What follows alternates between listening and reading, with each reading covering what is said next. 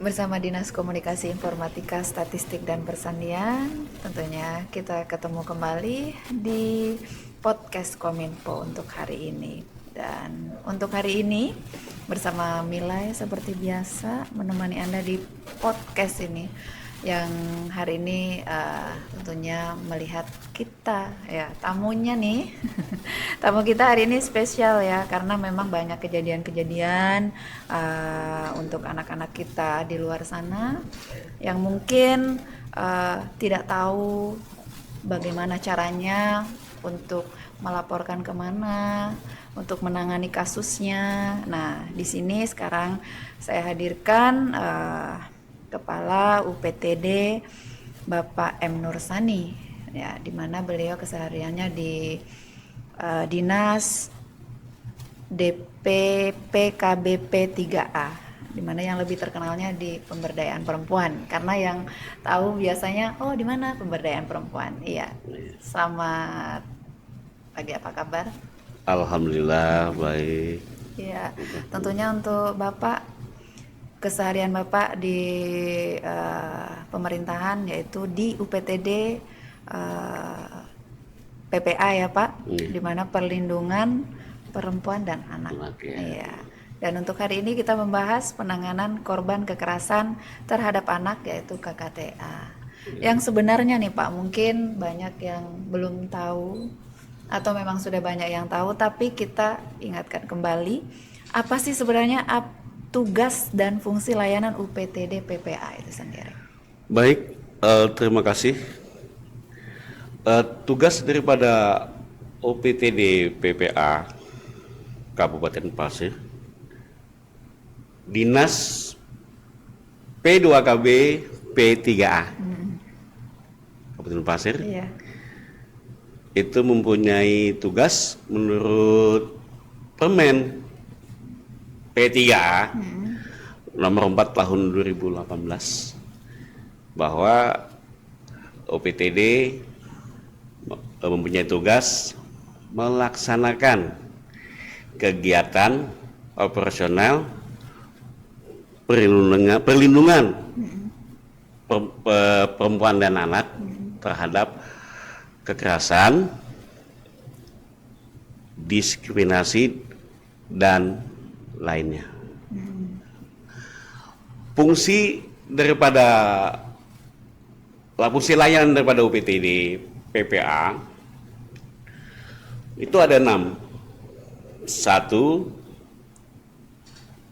Pengaduan masyarakat. 2. Penjangkauan korban. 3. Pengelolaan kasus. 4. Rumah aman atau pelindungan sementara. 5. Mediasi. Dan 6. Pendampingan. Itu menurut Permen P3A nomor 4 tahun 2018. Jadi di situ penanganan kasus, pendampingan, pengamanan, salah satunya yang sudah disebutkan tadi. Iya. Ya, tapi untuk di lapangan sendiri UPTD, kasus-kasusnya juga ya Pak ya, selain fungsi yang sudah disebutkan tadi, otomatis memerlukan banyak personil, bahkan juga saya tahu ada relawan juga ya Pak ya. Dan untuk sejauh ini kasus seperti apa yang ditangani oleh UPTD PPA? Kasus yang paling sering karena di situ ada perlindungan perempuan dan anak, yang paling sering itu ya kasus kekerasan terhadap anak. Ya. Contohnya itu ya pencabulan, pelecehan seksual, itu untuk anak. Jadi kalau untuk anak sendiri berarti langsung ke PPA Pak ya? Itu bisa juga langsung, tapi rata-rata kan masyarakat itu belum ada tahu pemahaman. Jadi mereka tuh langsung ke polisi, dan polisi Kalau dari kepolisian di sana ada PPA, unit PPA ada. Unit PPA-nya ada, unit pelindungan anak ada di kepolisian. Dan kalau contohnya kalau terjadi kekerasan terhadap, contohnya pencabulan, itu kita ditelepon, Pak Sani, ini ada pencabulan, tolong Pak. Iya. Berarti penanganannya tetap di PPA. PPA. Dan kita penjangkauan dulu.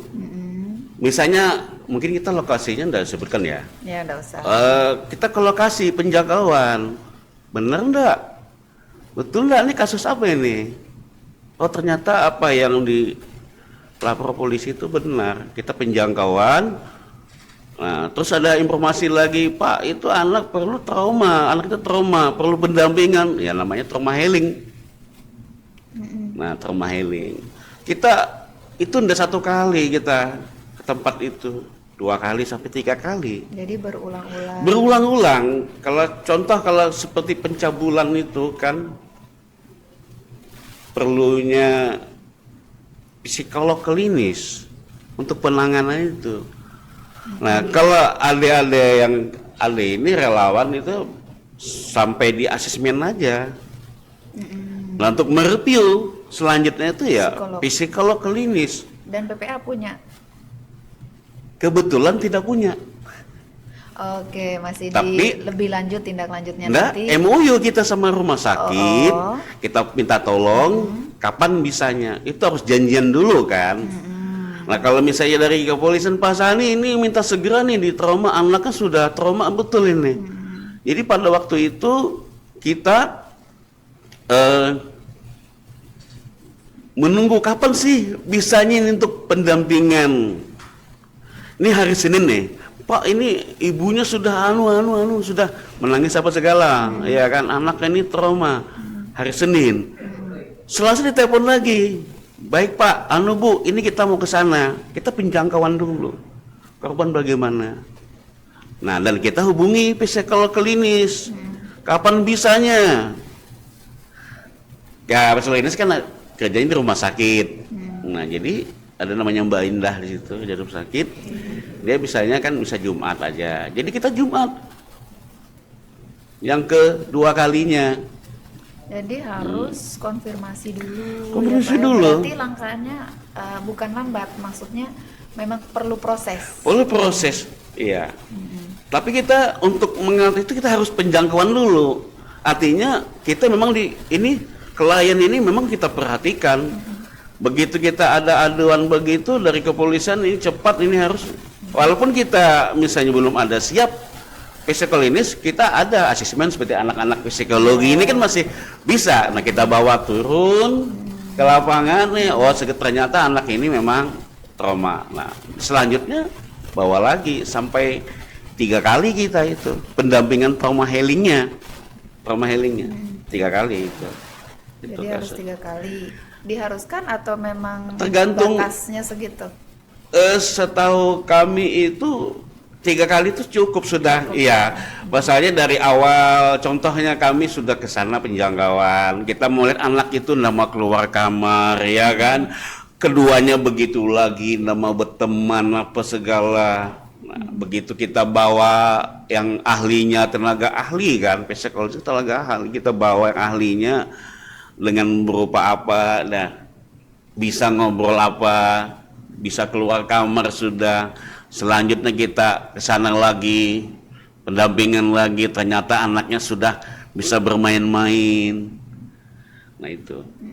Pernah sampai 3 kali saya perhatikan itu, saya bilang tidak perlu lagi. Kalau sudah cukup ya cukup Pak katanya. Kalau kita pendampingan lagi, kita ibaratnya bisa membuka borok lama itu, nanti dia bisa trauma lagi, kita tanya lagi. Makanya anak-anak trauma itu dijauhkan dari pertanyaan-pertanyaan.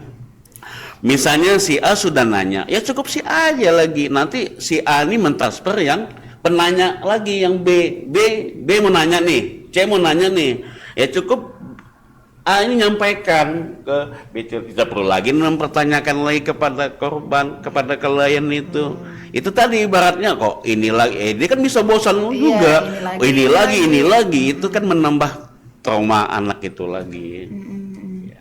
Jadi sistemnya di PPA seperti itu. Seperti itu. Iya, tentunya gini Pak, kadang banyak di luar sana punya kasus, tapi bukan berarti di semua harus ke PPA kan? Bukan berarti semua harus ke PPA. Ada instansi-instansi terkait yang harus penanganannya di situ. Dan di sini untuk kasus yang menangani nanti baru langsung ke instansi yang terkait, begitu? Konfirmasi dulu kita. Iya, maksudnya konfirmasinya ke instansi terkait. Bukan berarti semua penanganan kasus ada di PPA yang untuk anak. Kalau untuk anak, memang kalau hanya kekerasan ya ke PPA. Kalau KKA, iya. Kadang salah tempat ya Pak ya. Nah, ini perlu dikonfirmasi nih Pak. Kalau misalnya usianya sudah lewat 18 itu kan, kalau misalnya terlantar itu ya bukan ke kita. Kalau misalnya kalau masih di bawah 18 nih, misalnya besok 18 ya, usianya tepat 18 kurang 1 hari, masih bisa kita tangani gitu. Usia dari kandungan sampai 18 tahun kurang 1 hari itu masih dikatakan anak. Jadi anak-anak yang seperti apa yang harus ditangani oleh PPA? Apakah kalau ada anak-anak yang mungkin di sini nih anak terlantar harus ke PPA? Bukan? Nah, ini dijelasin Pak. Anak ya kan kadang ini loh anak ini nggak punya orang tua nih, nggak ada tempatnya, nggak ada ini, apakah harus ke PPA? Bukan? Bagaimana? Bisa juga arti gini kan, itu kalau terlantar itu artinya sudah kasus kan. Paling tidak kita kan koordinasi. Kalau masih bisa kita tangani, kita tahu orang tuanya, contoh seperti kemarin kita tahu rumahnya di mana, kita antar ke rumahnya. Pernah kemarin diserang kita pada kami kan, diserahkan ini anak terlantar ya kan.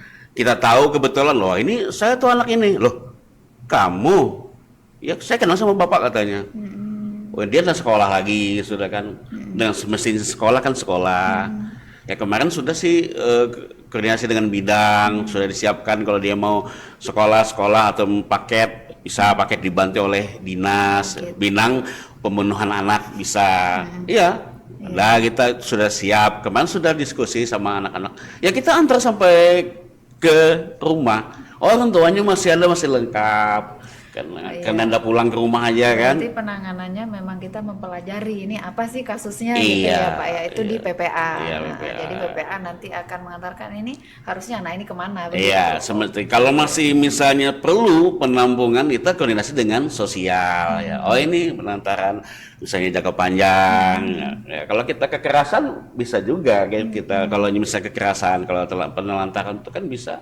Ini kita tetap koordinasi juga paling tidak kan. Tapi batasnya dari umur yang disampaikan tadi ya. Iya, batasan anak-anak itu. Kita nggak masuk. Nggak masuk. Ada juga teman-teman yang ada di sini nggak masuk ya. Ada juga lapor yang usianya sudah remaja, tapi tetap kita tangani sampai dibantu sampai nunggu sudah sidang kayaknya kemarin ya. Sudah sidang, tetap kita bantu. Walaupun sudah remaja, sudah remaja tetap karena ada situ unsur kekerasannya juga, ya kan itu dibantu. Ya, di sini gini Pak, otomatis yang kita UPTD ini ada di Tanah Grogot.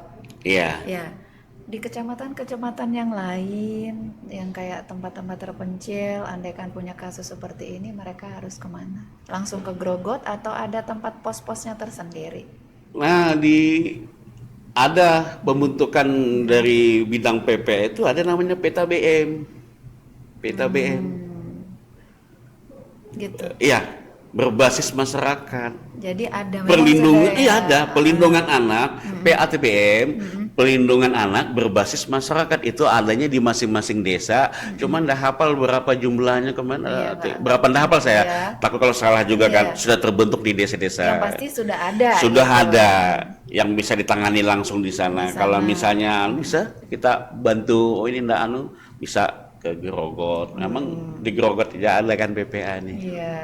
Berarti untuk di daerah-daerah sudah ada istilahnya. Sudah di desa, tapi enggak semua. Di desa-desa tuh ada juga yang belum terbentuk PATBM-nya. Tapi ada juga mungkin masih belum jalan kah pendataan, atau juga artinya perkembangannya. Kadang-kadang mereka juga bisa Excitednya kurang ya bisa kontak ke kita di telepon, kadang-kadang malam-malam di telepon itu. Berarti bisa juga langsung Bisa, PPA ya bisa Pak langsung, ya? bisa. Ya, jadi ini bisa tuh. tentunya untuk pemirsa yang nanti melihat kita di podcast ini Pak, tentunya bisa menyampaikan ke yang lain kalau punya kasus, Iya. bisa langsung ke PPA Bisa atau juga. tempat terkait. Kalau yang, di desa itu sudah ada PATBM-nya, bisa disitu dulu. Kalau masih bisa diatasi di desa ya, di situ di aja. desa dulu. Bahkan kemarin ada SK instruksi bupati juga sampai ke RT itu. Ada pembentukan pelindungan anak tuh sampai di RT Langsung malah. RT ya? Ada instruksi bupati, saya lupa nama beberapa kemarin. Lupa saya namanya. Berarti di RT juga bisa, tapi tergantung dari desanya Iya, ya. tapi belum juga dibentuk sih, mau ada instruksi itu. Planning Iya, masih ada instruksi. sudah. Ini Ya. wacana ya. Wacana kemarin ya. itu. Cuma sudah ada instruksi dari Mungkin bupati. untuk mempermudah ya Pak. Mempermudah dan artinya Mempercepat kalau sesuatu masih juga. bisa ditangani, ya ditangani dulu artinya. Kalau sudah lalu baru langsung ke OPTD. Karena kekerasan sekarang di mana-mana. Di mana-mana. Kadang teman ke teman kekerasan ya kan, terus tapi itu ditangani juga ya Pak ya. Tangan. Istilahnya mungkin mereka sekolah ada kasus begitu masuk.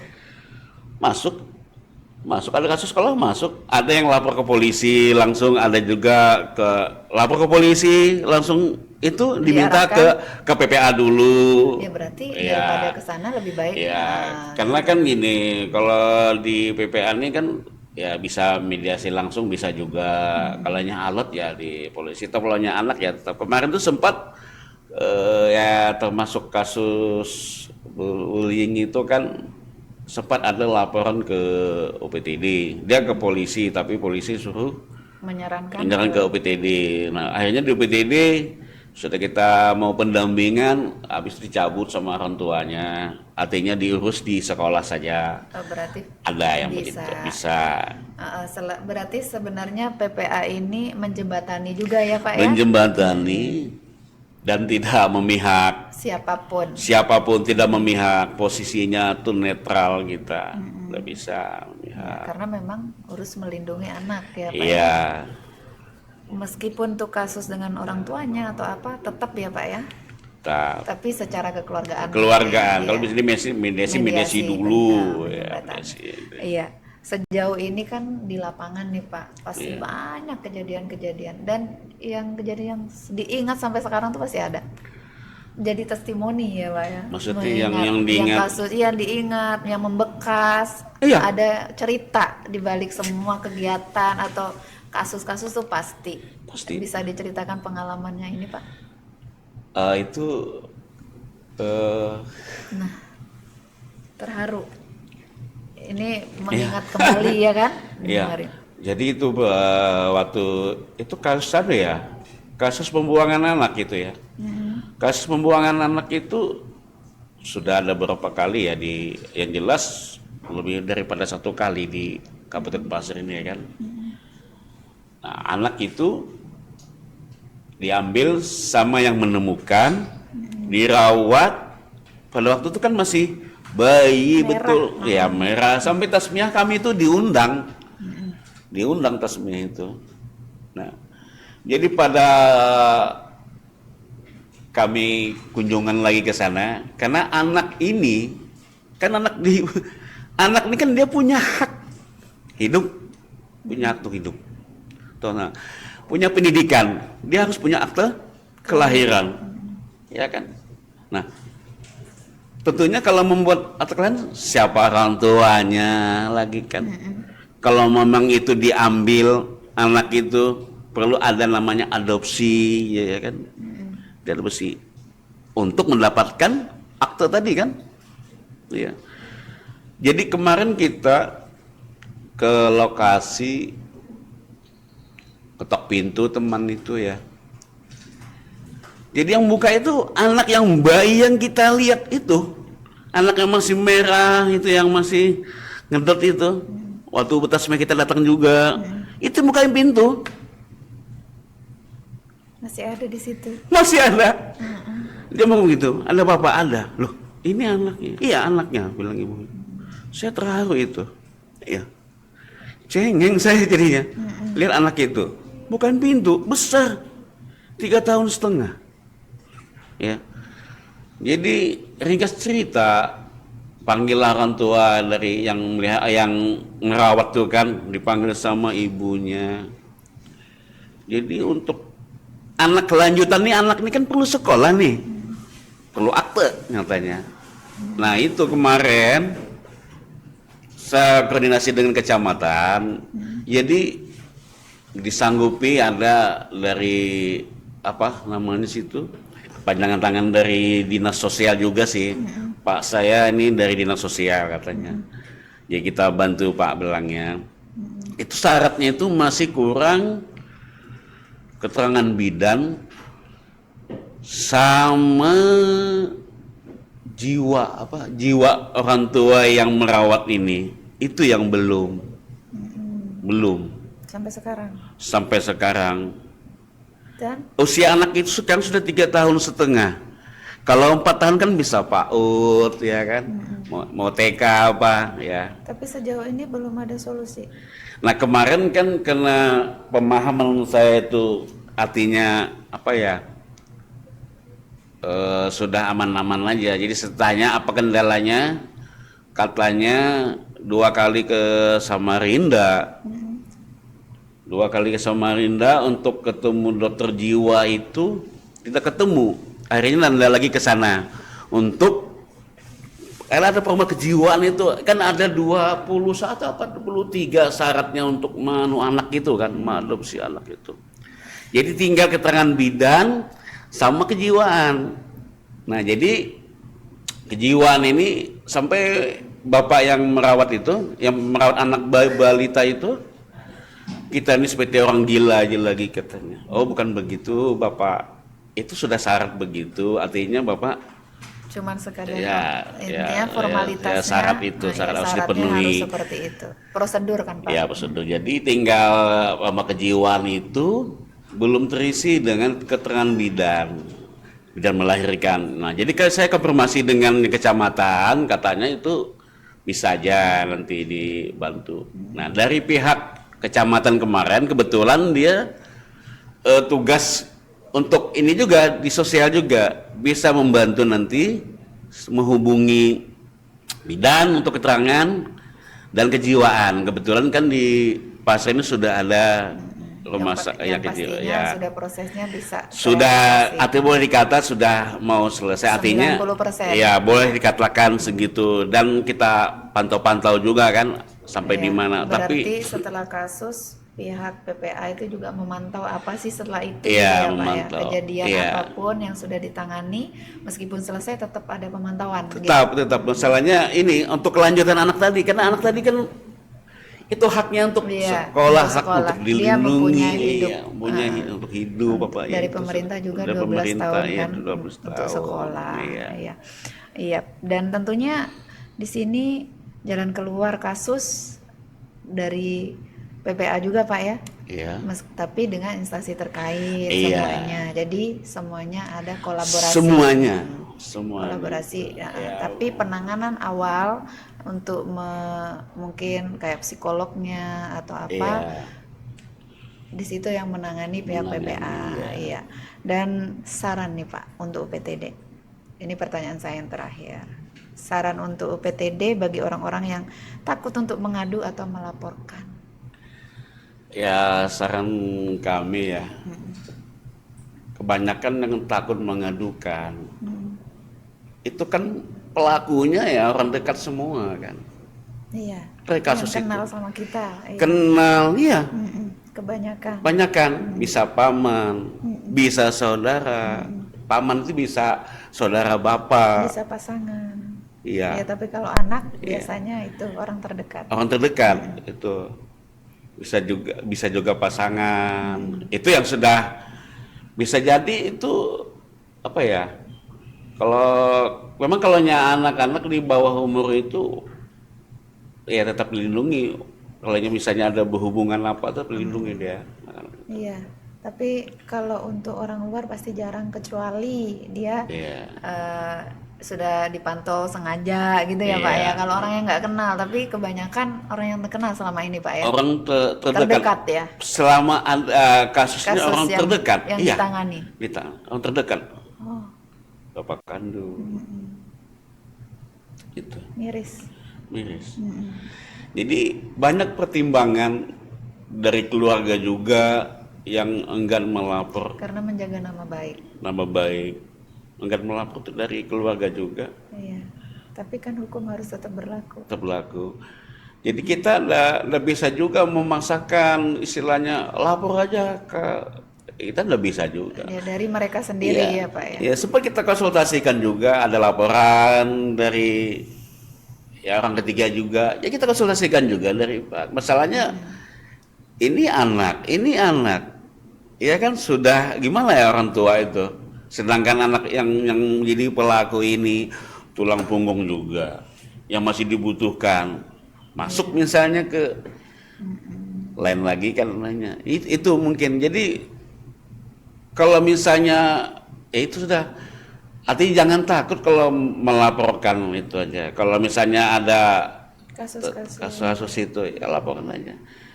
Kalau kasus ringan ya mungkin bisa ditangani sendiri. Yang berat-berat ya seperti yang tadi disampaikan ya, yang berat pasti penuh dengan banyak pertimbangan mungkin Pak. Dan otomatis solusi untuk mencari di sini ya di PPA. Tentunya PPA nanti bisa mengarahkan ini seperti apa dengan instansi terkait yang mana bisa mengkoordinasi dan konfirmasi. Makanya kan di situ instruksi dari Bupati, kemarin saya lupa tanggal macam apa, bahwa sebelum apa tuh di RT dulu nanya. Iya. Apa. Yang pastinya sesuai dengan undang-undang apa segala macam yang sudah ditetapkan oleh pemerintah baik dari pusat maupun daerah. Ya, untuk anak harus kita lindungi semuanya. Kekerasan apapun kalau memang silahkan dilaporkan gitu ya Pak ya. Baik orang terdekat atau apa. Untuknya menjaga nama baik tapi tetap hukum tetap berlaku. Masalah itu bisa terulang-ulang lagi. Terulang-ulang ya kan. Contoh misalnya kayak contoh pencabulan. Itu ulang lagi. Contoh kan tadi ini dari kakak kelas nih. Adik kelas. Nanti terulang lagi itu. Tadinya ini kan hasil daripada asesmen ada dari pendampingan. Dulu dia digituin jadi sama kakak kelasnya. Jadi dia gituin juga. Jadi kalau sepanjang itu tidak dilaporkan tidak akan putus itu kan. Nah ini perlu pendampingan trauma lagi. Jadi di sini untuk melaporkan atau mengadu jangan takut, karena nanti akan juga ada pengamanan dari yang terkait ya Pak ya, dinas-dinas terkait, dan tentunya di sini untuk pengaduan nanti adalah di PPA. UPTD PPA di mana akan menangani kasusnya. Ini kasusnya seperti apa? Sudah banyak yang saya mulai mengerti ini Pak, tupoksinya dari PPA dan apa. Jadi jangan takut untuk pemirsa atau yang nanti mendengarkan atau melihat podcast kita ini mendapatkan ilmu lagi. Terus di sini melaporkannya gitu. Di Tanah Grogot khususnya di Jalan Ahmad Dahlan. Kalau yang biasa ke Arjuna ya depanan gitu. Jalan Ahmad Dahlan, Kiai Ahmad Dahlan, Simpang 4 ya. XSDLB. Ya, di situ kita numpang sama dinas pemberdayaan perempuan. Oke, terima kasih ya Pak untuk hari ini. Hotline-nya bisa mungkin dia. Oke, hotline-nya silakan untuk dia sampaikan dulu. Nah, di sini ada. Iya, silakan. Untuk hotline-nya di mana mau mengadu ya Pak ya? Iya. Ya, hotline-nya bisa menghubung kami WA 0822 5294 0020. Jalan Kiai Ahmad Dahlan, nomor 54 Tanah Grogot, Kecamatan Grogot, Kabupaten Pasir. Atas nama yang bisa dihubungi PPA ya. Atas nama bisa dihubungi ini. Ini 24 bisa dihubungi. 24 jam. Ya, bisa dihubungi. Berarti nomornya dari UPTD PPA Iya. yang menangani Kasus. kasus yang pelik lah, yang itu Iya. pelik baik dengan keluarga dan sebagainya. Iya. Ya. Terima kasih Pak Nur Sani Iya, hari ini untuk sama-sama. kehadirannya ya. Iya. Mungkin lain waktu kita ngobrol lagi Iya, yang kayak mungkin gini. yang lebih anu nggak apa-apa. Bisa. Iya, iya. Terima kasih Pak Iya, ya. untuk sama-sama. kehadirannya. Iya. Iya.